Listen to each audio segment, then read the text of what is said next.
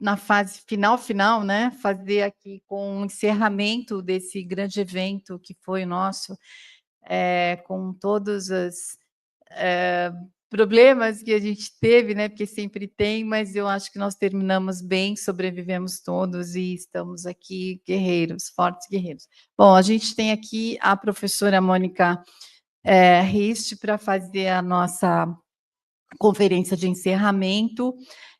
A professora Mônica dispensaria qualquer apresentação aqui, porque todos nós brasileiros já conhecemos há muito tempo, mas ela tem uma extensa trajetória na área de relações internacionais no Brasil e na América Latina, né? Ela retornou ao Brasil agora de maneira permanente, em 2023, após ter residido por uma longa data, um longo tempo na Argentina, né? Desde 85, é isso, Mônica? Isso.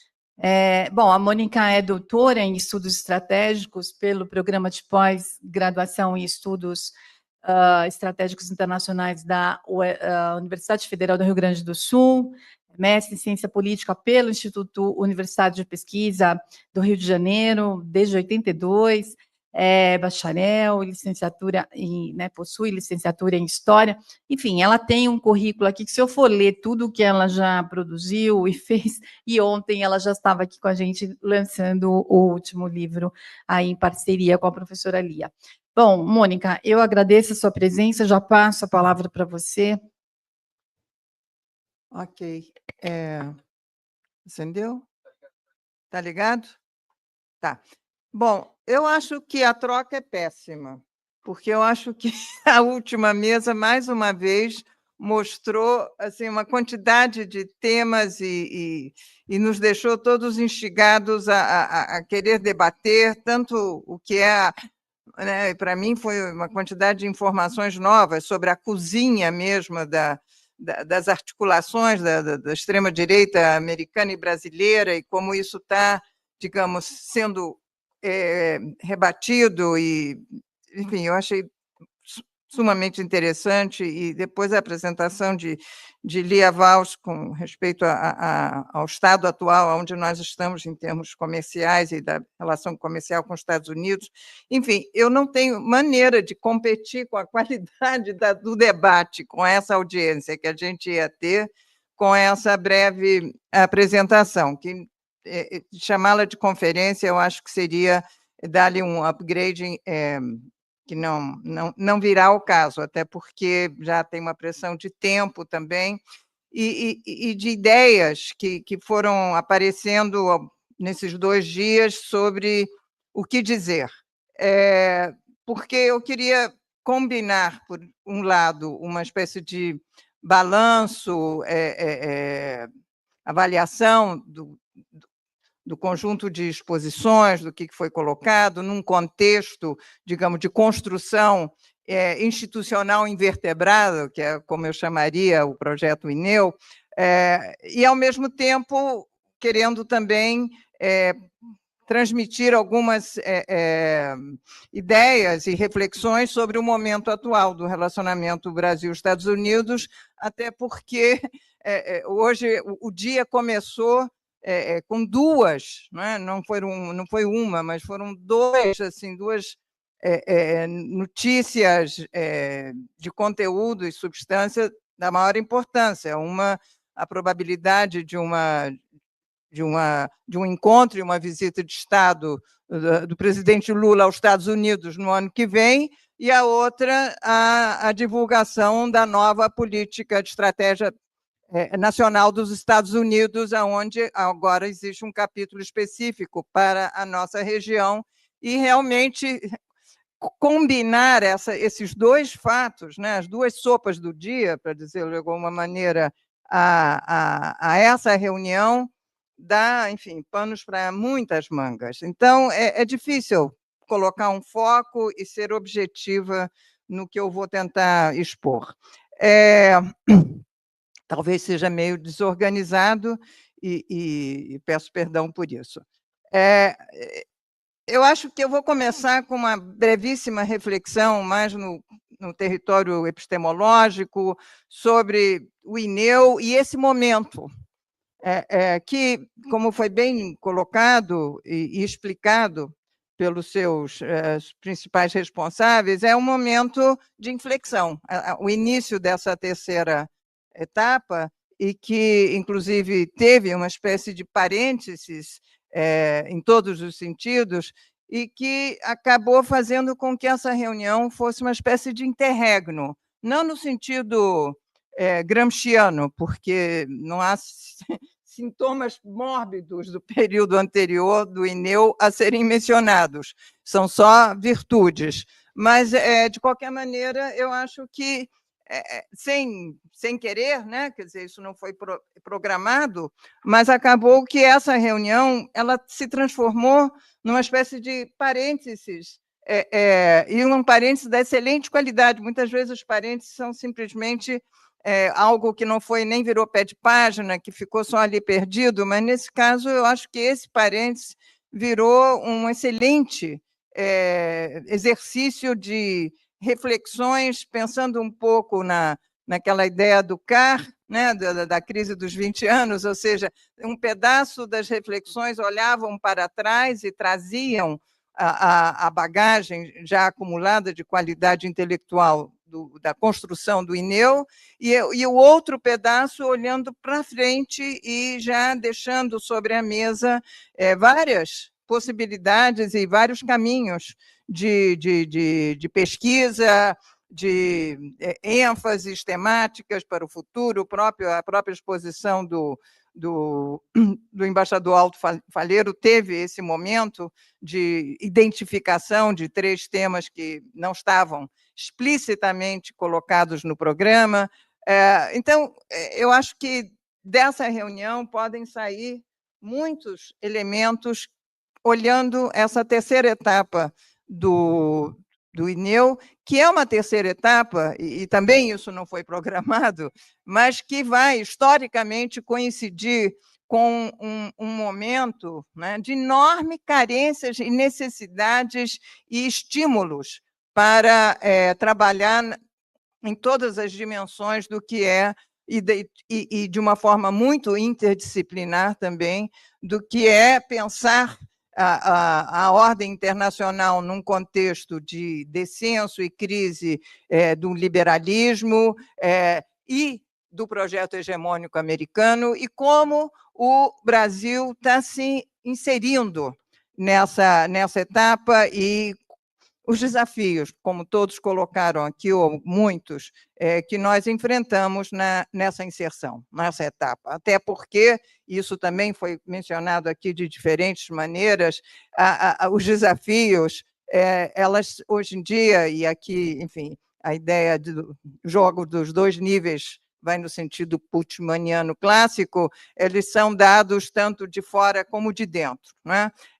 São pressões e são tensões. E nós, definitivamente, não conhecemos e não sabemos qual é, digamos, não é nem qual é o fim do filme, mas qual é o meio do filme em que nós estamos. Eu acho que o diagnóstico da incerteza que Lia tão bem colocou em relação ao sistema de comércio e as trocas e as necessidades de um mínimo, né, de previsibilidade, se aplica a todos os campos, nesse momento, que vinculam o interno com o externo do Brasil e de uma grande parte dos membros da comunidade internacional. Muito bem. Eu faço uma reflexão, inclusive apelando à minha origem como historiadora, que é de pensar esse momento em que nós estamos, fazendo um jogo, uma comparação diacrônica, que, num primeiro momento, talvez pareça até um pouco naïve. Eu chamei essa reflexão, o título que eu dei é a das relações Brasil-Estados Unidos sob a diplomacia das canhoneiras 2. Por quê? Foi dito logo na primeira etapa da volta, nos primeiros momentos, né, da volta do Trump ao poder, de que havia uma imagem, uma admiração histórica dele ao período do Ted Roosevelt e o período da diplomacia do Big Stick nos Estados Unidos, como um modelo e como uma inspiração. De fato, né, se nós observamos o cenário atual, o cenário bélico atual no Caribe, não há dúvida nenhuma de que aquele cenário é um cenário de quase, né, poderia ser até de filmagem, de uma diplomacia de canhoneira. E, do ponto de vista do nosso vínculo, do nosso bilateralismo com os Estados Unidos, pensar esse momento, que é um momento de inflexão, nos leva, ou me levou a refletir e fazer uma comparação entre o momento atual e o momento, os anos que o Brasil viveu há 120 anos atrás, que era justamente o período do Big Stick, o período da diplomacia das canhoneiras, o período em que há uma expansão, em que os Estados Unidos adere digamos, ao jogo interimperialista na ordem internacional, depois da sua vitória sobre a Espanha, e justamente levando adiante o seu expansionismo territorial, inclusive, e militar em todo o âmbito da América Central e do Caribe, com várias iniciativas nesse sentido, e fica até irônico mencionar a construção do Canal do Panamá como uma, mas não foi a única. De qualquer maneira, não deixa de ser interessante pensar que, naquele momento, a política externa do Brasil adquire um sentido fundacional, e justamente é o momento onde Barão do Rio Branco leva adiante, por 10 anos, um conjunto, digamos, de premissas e de princípios da política externa que colocam a relação com os Estados Unidos como, digamos, com uma centralidade que se vincula à identificação dos Estados Unidos como o ator de ponta de um novo processo de construção de um liberalismo internacional, onde a vinculação com os Estados Unidos adquiriria um sentido estratégico e sobre o qual se escreveram vários textos, mas o mais emblemático foi o que identificou a construção desse vínculo como de uma aliança não escrita. A ideia da aliança não escrita, a ideia da aliança que era, mas que não tinha um nível de formalização de uma aliança estratégica, me parece muito ocorrente e oportuna também, se a gente traz ela, ou leva ela no tempo, para pensar um pouco o que está acontecendo hoje em dia no relacionamento entre o nosso país e os Estados Unidos. E aqui eu queria sublinhar alguns elementos assim, de reflexão paralela que também podem ser úteis. O primeiro é que, ao longo desses 120 anos, as relações do Brasil com os Estados Unidos sempre tiveram uma centralidade sem exclusividade, ou seja, exclusividade do ponto de vista da construção de um projeto de inserção internacional e do ponto de vista de buscar manter ativo outros pulmões de relacionamento, de interesses e, obviamente, de projeção e atuação internacional. Voltando àquele momento, o projeto paralelo, que nunca competiu, mas que complementou, porque essa é o outro aspecto interessante, não existem projetos de inserção e de construção na política externa do Brasil, na sua história, que sejam conflitantes, eles se complementam ou convivem em silêncio, absorvendo as diferenças. E, naquele momento, falando, digamos, de 120 anos atrás, nós estamos falando da construção do ABC e o primeiro momento em que se pensa o Brasil como uma referência regional e de estabilidade regional, de ausência de conflito no âmbito sul-americano, que complementaria justamente a projeção dos Estados Unidos, não só na América Latina e no Caribe, mas no sistema internacional. Ao longo da história,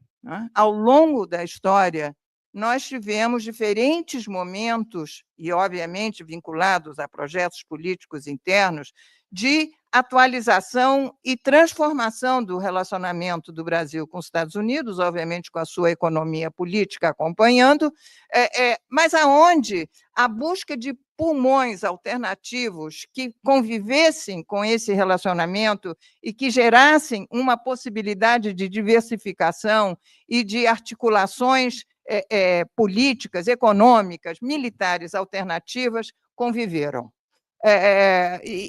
Digamos, de uma forma com maiores ou menores sucessos, nós podemos perfeitamente ir fazendo uma cronologia desse malabarismo, para dizê-lo de alguma maneira, das entrelinhas da política externa do Brasil na sua construção desse vínculo e da construção de projetos alternativos e, digamos, complementares, mas não há tempo, e não é o caso agora, de trabalhar nisso de uma maneira, ou de explorar isso de uma maneira exaustiva. Eu quero simplesmente pular, né, no tempo para o momento atual, pensando agora o relacionamento bilateral Brasil-Estados Unidos, já não num contexto de construção hegemônica, de estabilidade hegemônica, como nós tivemos durante a Guerra Fria, mas sim de descenso.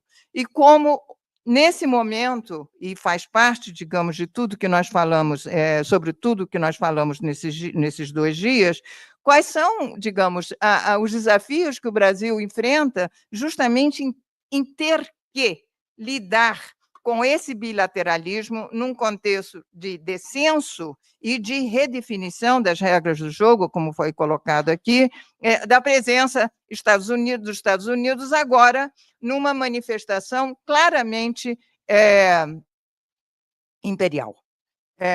E claramente, digamos, exacerbando seus instrumentos de poder, alterando as regras do jogo, manifestando, digamos, de forma agressiva sua capacidade de impor vontades e de impor digamos, projetos originais que tinham ganhado um sentido sutil e que agora recuperam um sentido agressivo, como é, por exemplo, o da doutrina Monroe e da sua hipersecuritização, não é? Dos elementos da política, do texto da política da estratégica nacional dos Estados Unidos hoje, no capítulo América Latina, é a reativação da doutrina Monroe, dita em todas as suas letras, em todas as suas palavras e com todas as suas intenções, não é? E o que é interessante e preocupante, obviamente, é que isso se dá num contexto de absoluto vazio do regionalismo latino-americano e caribenho, ou seja, diferentemente de outros momentos onde, inclusive, havia até tensões inter e pan-americanas sobre projetos alternativos entre os Estados Unidos e outros países, em algum momento foi, inclusive, a Argentina, seria até cômico pensar isso nesse momento, mas, de qualquer forma, o que a gente observa é que esse vazio regional, esse vazio político regional, encontra essa reativação da doutrina Monroe de uma maneira absolutamente pacífica, absolutamente docilizada. E para o Brasil, e eu fico pensando na reflexão que o André trouxe ontem sobre o tema ambiental, eu me pergunto até que ponto o esvaziamento do regionalismo sul-americano, para não dizer latino-americano, não termina sendo um facilitador de uma reaproximação não escrita, não articulada com os Estados Unidos em termos digamos, da liberação de tensões e de negociações que, num contexto de uma Unasul ativa, de uma CELAC com voz unificada, seriam muito mais difíceis.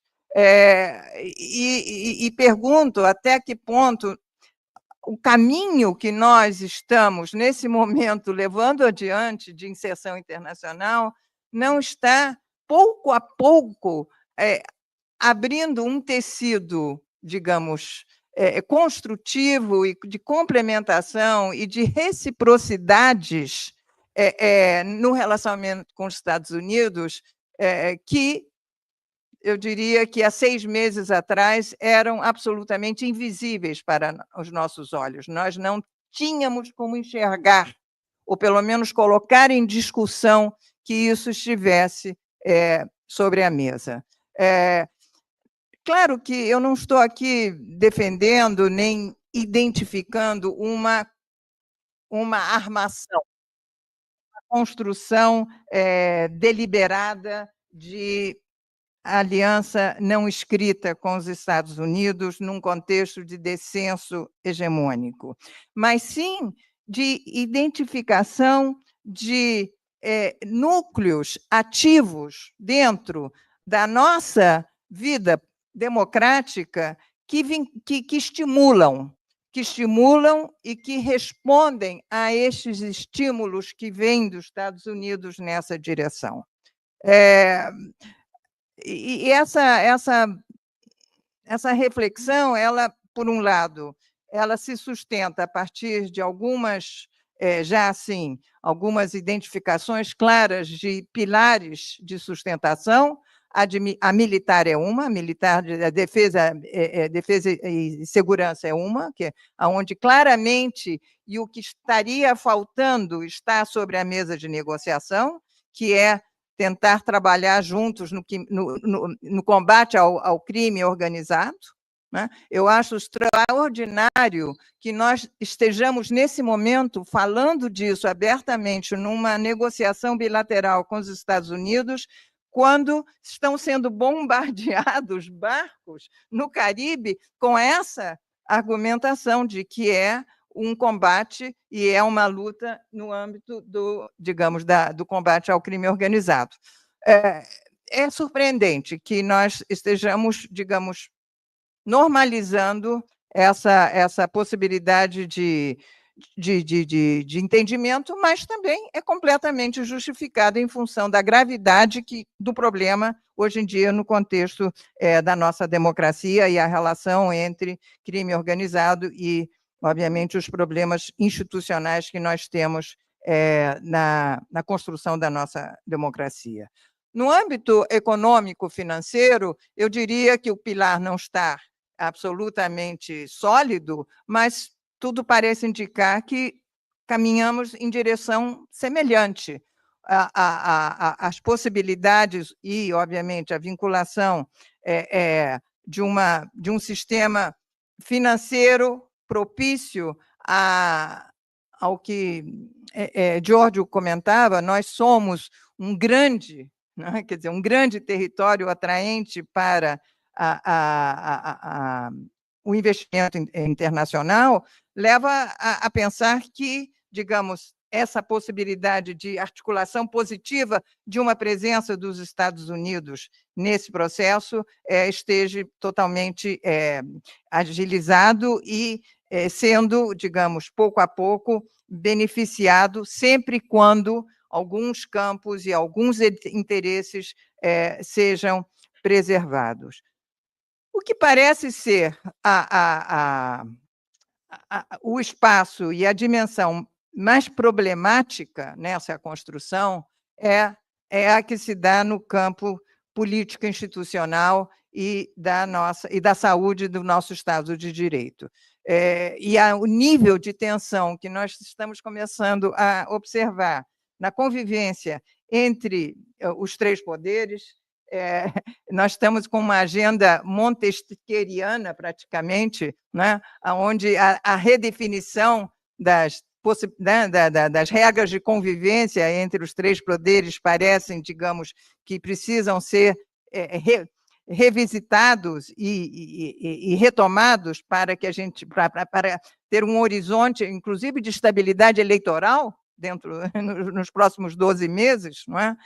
Mostram o quanto esse é um território, e eu acho que o embaixador Aldo Faleiro falou sobre isso, né? O quanto a defesa da democracia, nesse momento, faz parte do debate e das incertezas que nós temos sobre como nós vamos nos articular nessa etapa de descenso e de busca, digamos, de exacerbação de poder em todos os seus sentidos dos Estados Unidos na convivência internacional e, obviamente, na construção de, outra vez, pulmões alternativos de política externa, onde eu incluo o BRICS e onde, inclusive, os campos não conflitivos de relacionamento que temos com a China possam ser não conflitivos do ponto de vista dessa nova etapa de relacionamento e de construção com os Estados Unidos.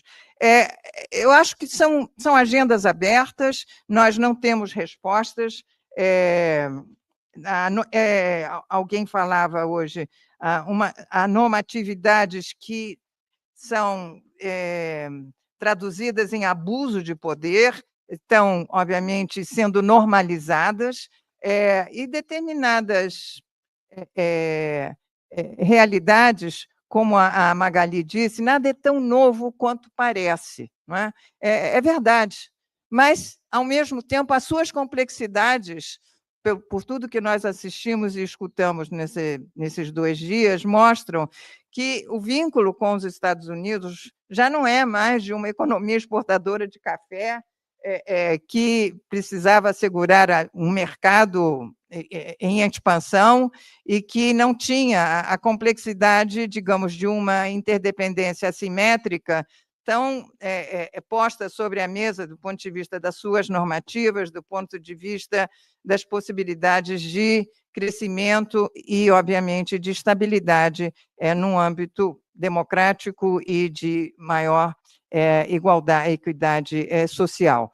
Eu vou deixar por aqui, não tenho ideia se eu me expandi em demasia, mas simplesmente deixo essas provocações. Eu não tenho nenhuma dúvida sobre o sucesso do INEU na sua próxima etapa.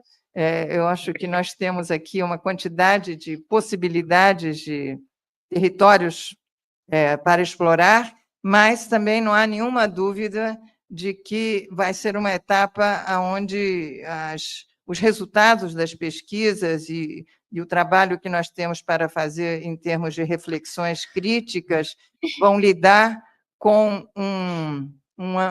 uma realidade de intermundos, de ambiguidades, recuperando um pouco as ideias que foram transmitidas ontem pelo André, de entrelinhas, ambiguidades aonde as garantias e as condicionalidades vão ser muito duras para o Brasil e nem pensar para toda a região da América Latina. Muito obrigada.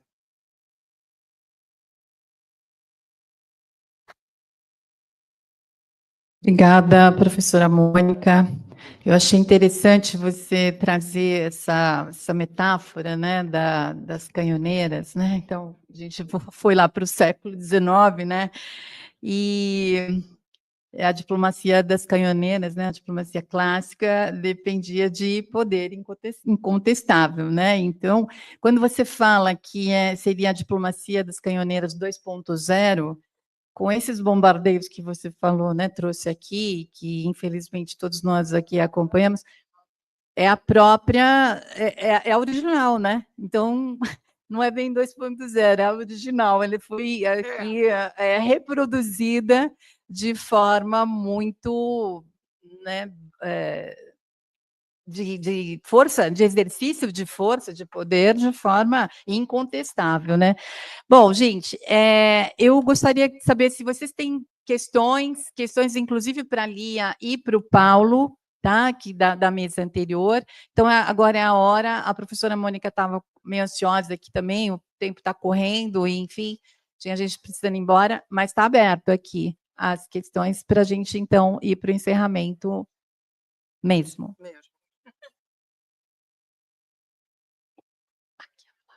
Você vai fazer? Não, é que eu achei que você fez um sinal. Não, você fez um sinal. Achei que a professora Flávia gostaria de fazer algum comentário. Aí, ó, provoquei, deu certo.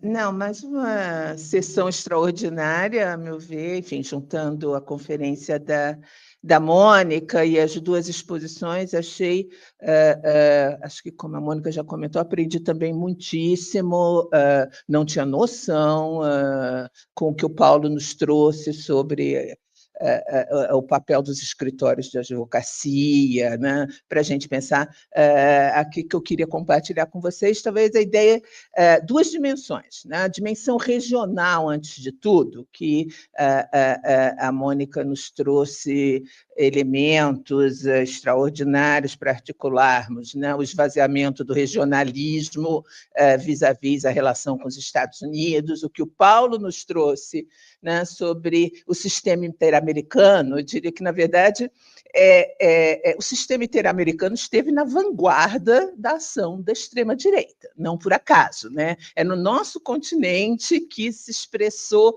primeiro a ação da extrema-direita em ocupar os espaços multilaterais, e isso é da maior relevância para a nossa agenda.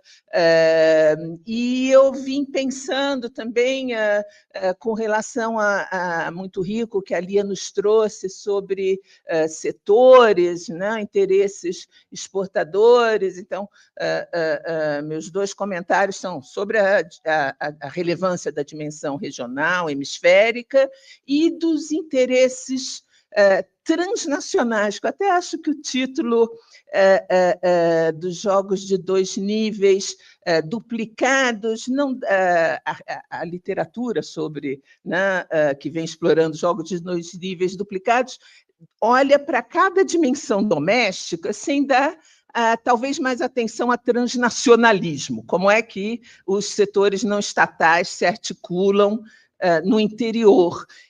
E eu pensei, por exemplo, ontem a revista Piauí publicou uma matéria muito longa sobre os bastidores do tarifaço, citando setores específicos, né? O setor brasileiro de suco de laranja se reuniu 3 vezes na Casa Branca, né? Tem acessos diferenciados, Joesley Batista. Então, o café tem suas articulações que não agradam o governo Trump, mas suco de laranja, outros têm acesso muito especial, 3 reuniões na Casa Branca. Então,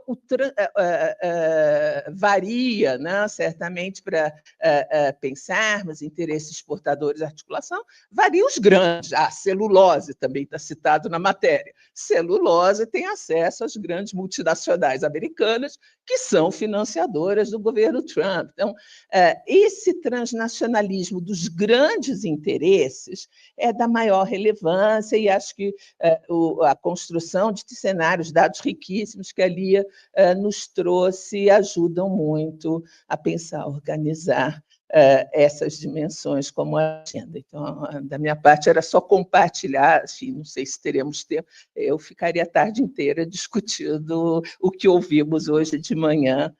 Agradeço muitíssimo.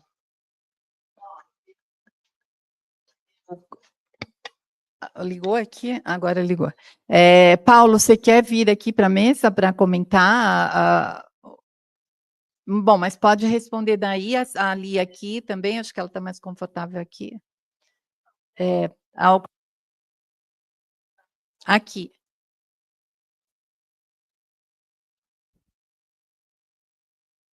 Não, Flávio, é isso, quer dizer, é isso que eu falei, as negociações são os grupos de pressão, isso aqui explica isenção, etc. Agora, só tem que lembrar que exportação, gente, não tem exportação pequenininha, a não ser a coisa do mel, coisas muito específicas, tá? Mas A dúvida que a gente tem é que pega uma parte grande de manufatura, que aí tem o interesse americano de abertura, e é tudo empresa multinacional, e também tem interesse de proteção no mercado. Então, ali tem uma coisa assim que ainda não está muito clara o que vai sair dessa negociação, não. Tá? O que eles vão pedir, o que eles vão... Tem muita...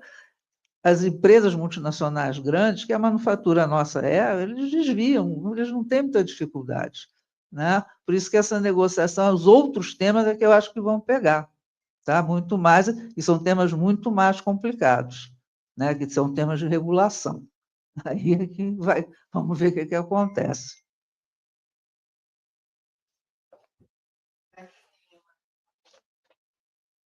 Queria fazer uma pergunta para a professora Lia, mas antes de tudo, parabenizar por como a professora Mônica alinhavou tão bem, de maneira tão elegante, quase tudo que foi dito aqui. Mas a minha pergunta é, eu gostei muito dos seus cenários, quando você fala aí de BRICS, Estados Unidos e China, o trilema do Roderick, que eu gosto também bastante, embora eu acho que acredito que agora o peso de políticas nacionais aumenta enormemente e o vértice da globalização encolhe, né? Mas eu senti falta ali nos seus cenários de Rússia. Como é que você trataria da variável Rússia nos seus cenários?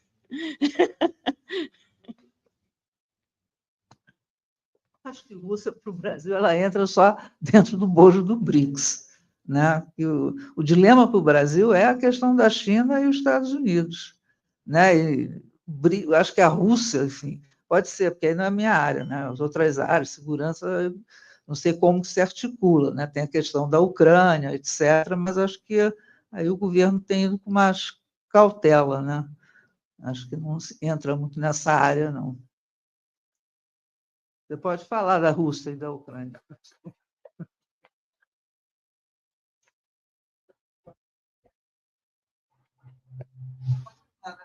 Quer dizer, eu acho que,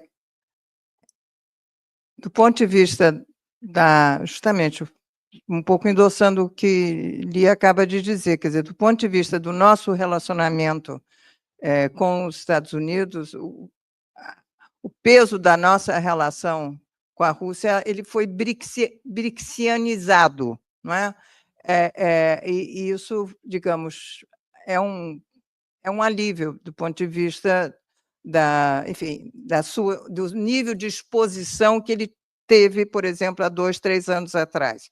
No início da guerra contra a Ucrânia, a posição do Brasil era uma posição bastante mais incômoda do ponto de vista da percepção, tanto nos Estados Unidos como na Europa. Né? Quer dizer, havia uma percepção de que nós tínhamos uma posição benevolente, ou enfim, de pouca desequilibrada em relação à guerra. Isso desapareceu. Né? Isso nos prejudicou do ponto de vista da ideia, a ideia de que nós poderíamos atuar como parte, digamos, de um processo de paz, mas eu acho que isso não aconteceria de qualquer maneira. Um pouco o que eu coloquei ontem para o embaixador Aldo. Nós somos descartados como atores de primeira linha, nós temos que... E essa é a verdade, é que, nesse momento, nós ficamos sem liderança regional, porque não tem regionalismo para a gente liderar, nós não trabalhamos nessa direção, nós passamos 3 anos nessa etapa da política externa sem conseguir mexer os palitos nessa direção. Então, nós não falamos em relação não falamos em nome da região. Né? Se você observar o que foi a África do Sul no G20 e a narrativa sul-africana no G20, ela é africana. Ela fala todo o tempo em nome da região. Isso não existe na nossa parte, não existe na nossa diplomacia. Nós, quando trabalhamos e defendemos a governança global e a sua reforma, nós estamos sempre falando para um público global desde uma perspectiva do Sul global. e não do sul regional global. Então, digamos, isso faz com que a gente perca autoridade, inclusive. Só que, como a gente não valoriza a região e não valoriza o relacionamento com a região, a gente nem percebe que isso é um elemento que nos quita autoridade e voz.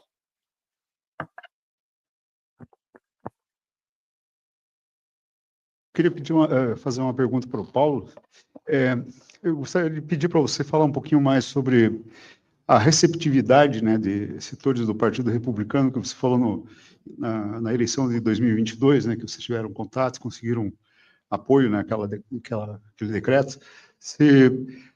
Essa aproximação do Lula com o Trump, essa mudança na política do governo americano em relação ao Brasil, mesmo que ela seja parcial, se ela pode mudar a receptividade de setores do Partido Republicano, parlamentares e pessoal próximo ao Partido Republicano, a uma atuação de grupos brasileiros pelos direitos humanos.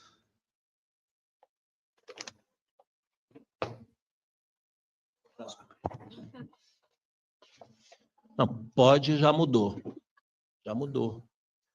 Porque quando o nosso trabalho estava sendo realizado em 2022, nós não tínhamos lá a presença de um movimento da extrema-direita organizada fazendo o mesmo trabalho, até porque eles contavam com a própria institucionalidade, porque eles estavam no poder, né?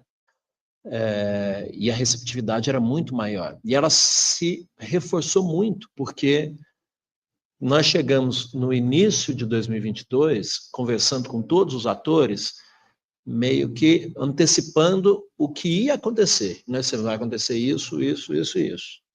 Né? E até a priori a reação foi de estranhamento, porque o Itamaraty falando o contrário, os interlocutores tradicionais falando o contrário, não, isso é só porque o personagem tem um pouco de temperamento diferenciado, mas as instituições estão funcionando.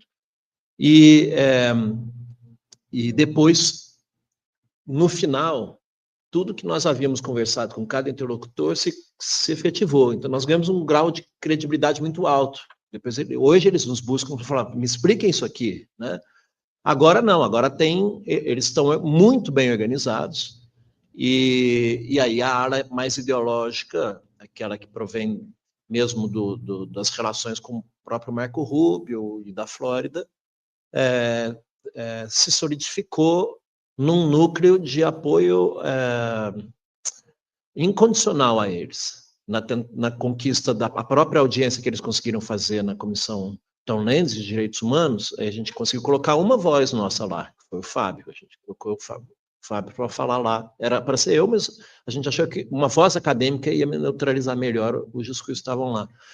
E a entrada e a facilidade que eles têm hoje dentro do Departamento de Estado por essa via política organizada da Flórida. Então, mas ainda tem setores democráticos dentro do Partido Republicano que não querem se identificar muito diretamente com essa linha mas que propõe uma resposta mais radicalizada política em relação ao Brasil. Mas já é mais difícil o trabalho hoje, sim, certamente. No ano que vem, foi um respiro o encontro do Lula com o Trump, que isso também para a gente abriu portas. Sim. Nós realizamos uma missão da sociedade civil com 15 organizações. Os empresários foram lá, isso está na imprensa, o governo fez todo o seu esforço, está na imprensa, mas a gente também fez o nosso. A gente fez uma comitiva de 15 organizações da sociedade civil, exatamente uma semana antes de o Trump e o Lula anunciarem que iam ter uma reunião entre eles, né?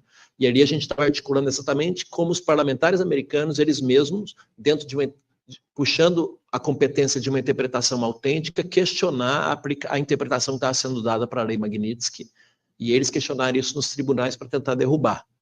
E ali alguns parlamentares republicanos que antes conversavam conosco diretamente, não quiseram dessa vez conversar e sim esperar a reunião dos presidentes. A gente não fez esse circuito agora, para saber o que mudou. Eu acredito que vai ter mudado, né, alguma coisa, mas é uma resposta mais definitiva, vamos ter que acompanhar daqui para frente.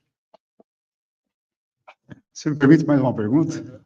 Porque assim, a gente vê a ida do Eduardo Bolsonaro para os Estados Unidos como algo meio do ponto de vista do Brasil, algo até meio folclórico e tal, né? Mas a gente pode pensar que o Eduardo Bolsonaro é o central na articulação, nessa articulação nos Estados Unidos.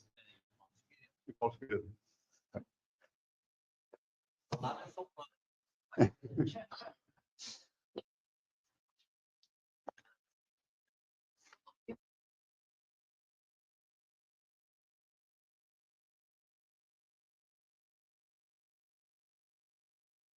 Bom, primeiro quero agradecer as exposições, principalmente da professora Mônica. E eu queria fazer uma pergunta que é meio uma provocação, assim. A gente fala de como responder regionalmente a esse cenário todo, né? E não vê muita saída nisso, pelo menos eu não vejo.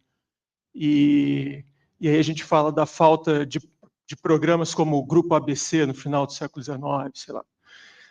Mas como que dar essas respostas num cenário, eu me recuso a chamar de um cenário polarizado, mas que houve uma infiltração e um espraiamento tão grande da extrema-direita, né? E aonde essas sociedades estão divididas, e não é divididas entre a polarização de esquerda e direita, mas entre a entre a extrema-direita e o resto, né? E aonde a extrema-direita está chegando a governos na América Latina. Bolívia, Chile, enfim, Argentina. Então, eu não vejo saída de organização institucional regional, né? E se essa não é a saída, qual que é? Né? Qual que é o cenário, por exemplo, se os Estados Unidos bombardear a Venezuela amanhã? Como que os países da região vão se colocar? Né? Então, eu queria dividir a provocação e ver qual pode ser a resposta.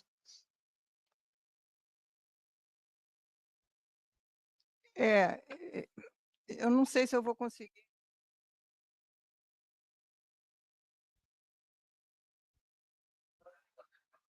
Tá, vai sair por lampejos. Uma primeira reação, você lembra que existe existe uma construção analítica que se chama estabilidade hegemônica. E a ideia não é muito simples, é de que a projeção daquele poder assegura a estabilidade. O que está em jogo agora é uma estabilidade, é a pergunta sobre a possibilidade de uma estabilidade pós-hegemônica. Essa é a pergunta que nós temos no ar, não é? E, obviamente, um contexto de pós-hegemonia é um contexto de turbulência, não há nenhuma dúvida, porque é uma mudança teutônica do ponto de vista de... Claro que ela é uma mudança teutônica com transição. E isso é o que está faltando ainda trabalhar, e talvez venha a ser mais trabalhado, e o livro de Neuza com o Sebastião já é um primeiro passo nesse sentido, mas trabalhar o período político anterior nos Estados Unidos, o período Biden, inclusive, como que foi um período que, do ponto de vista regional, induziu e contribuiu, não foi a única razão, mas contribuiu para o encolhimento do regionalismo latino-americano e caribenho, não há nenhuma dúvida, mas não foi a única, né? Porque, como você mesmo menciona, as polarizações políticas intra-regionais e interregionais, intra-regionais principalmente, e nacionais, foram, na minha percepção, o fermento mais importante para a desativação desse regionalismo. Agora, o que eu tendo a pensar, assim, como cenário possível, é justamente, né, porque a necessidade ontem, como foi colocada com tanta veemência, né, de assegurar a paz regional. O que quer dizer paz regional hoje em dia para nós? Vamos deconstruir um pouco essa ideia. A ausência de armas nucleares, né? Ou seja, Tlatelolco em vigência, ponto 1. Ausência de dilema de segurança na região, ou seja, pensando, inclusive, em períodos históricos anteriores, ou seja, que não haja uma reativação, me ajuda nessa, Hector, que não haja uma reativação de hipóteses de conflito intra-regionais, né? é outro elemento. Voltamos ao início do século XX. Paz fronteiriças, coisa para a qual o Brasil deu a mais importante contribuição, porque eram 10 fronteiras que foram totalmente, digamos, desativadas do ponto de vista das suas hipóteses de conflito, né? Paz interdemocrática? Não creio. Eu acho que, para isso, a esse lugar, nós não vamos chegar nunca. Eu acho que isso é uma aspiração, do ponto de vista regional, que vai ter ficado como um prêmio da história da civilização para a Europa e para nenhuma outra região. Além do mais, porque não tem nenhuma outra região aspirando a isso. Nós aspiramos, mas não é mais o que nós buscamos. A atuação das extremas direitas, o seu potencial, digamos, de turbulência regional está chegando ao limite. Não vejo isso sendo exacerbado nos próximos anos. Está todo mundo cuidando do seu quintal, da sua casa. O governo Milei mostra isso muito bem, né? Já está. Por que gastar energia em confrontar com a Venezuela, com Maduro a essa altura? Os Estados Unidos já está cuidando, ou seja, né? E o Brasil é uma âncora de estabilidade na América Latina e na América do Sul. E se melhorar a sua capacidade de combate ao narcotráfico, vai ser mais ainda, né? Então, quer dizer, não tem porquê, não tem de onde renascer um regionalismo latino-americano e caribenho. Não há nenhum estímulo, né? Não é funcional. E nunca foi para o Brasil para um segmento político muito limitado, mas deixou de ser, e é um alívio não ter esse problema hoje em dia na agenda. E não tem mais nenhuma razão econômica, porque as relações comerciais intra-regionais são absolutamente irrelevantes. Elas estão ficando praticamente iguais e vão ficar piores do que as relações comerciais intra-regionais africanas, que tendem a crescer e se beneficiar, inclusive, muito mais regionalmente da presença chinesa do que nós fizemos. A China só nos dividiu mais. É uma coisa extraordinária, como a crise do regionalismo latino-americano ela foi estimulada pelos grandes que nos cercaram. E o modelo europeu nunca foi realmente um paradigma em função das nossas capacidades. Eu não sei se eu te respondi, mas são ideias soltas que me vêm em função do que você colocou. Bom, gente, eu tenho que... A Mônica tem que ir embora aqui, voando, literalmente. Muito obrigada. Eu acho que, olhando aqui para todo mundo, morrendo de fome, querendo me bater, né? Então, vou sair correndo também. Obrigada, mais uma vez. O Andrei vai dar uma palavrinha aqui com vocês. Aliás, devia ter já...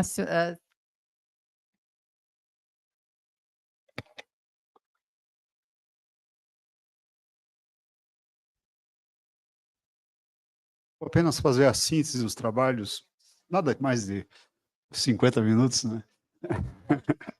Não, eu agradeço muito a presença de todos, né? Acho que foi muito, muito produtivo.